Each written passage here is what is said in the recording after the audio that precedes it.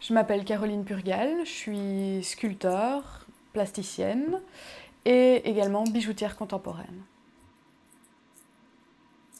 Dans mes bijoux, j'utilise énormément la résine. Je suis issue du milieu de l'art, donc j'utilise des matières assez peu classiques en bijouterie.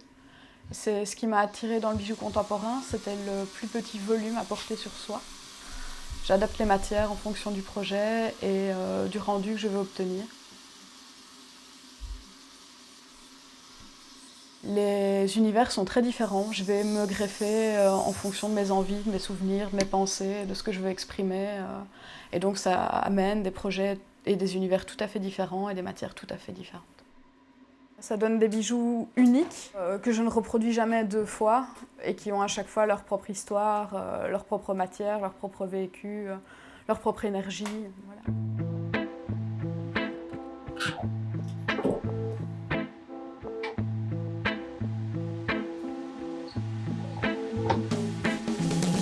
Moi, j'ai une première formation de sculpteur et j'ai beaucoup travaillé dans le milieu du cinéma.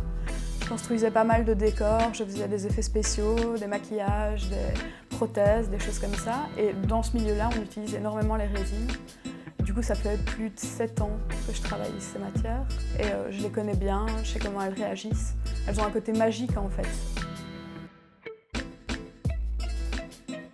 Elles sont vraiment adaptées à la création parce qu'on peut tout faire avec. Si on les connaît un petit peu et qu'on sait suivre les règles, c'est un peu comme une recette de cuisine, il y a tous les ingrédients et tout est possible. On sait faire des choses volumineuses et très légères ou des choses très petites et très lourdes. C'est assez intéressant, c'est pour ça. Ça me permet de décliner des univers et de faire des choses complètement folles.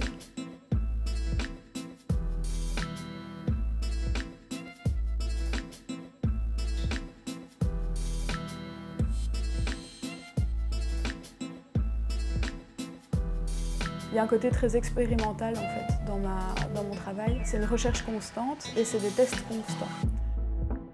Et alors, bien souvent on dit que les bijoux en résine ne sont pas des bijoux qualitatifs dans le temps.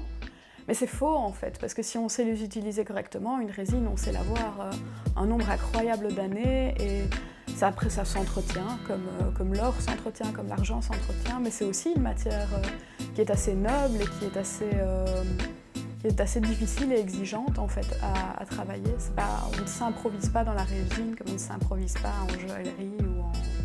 C'est un métier différent.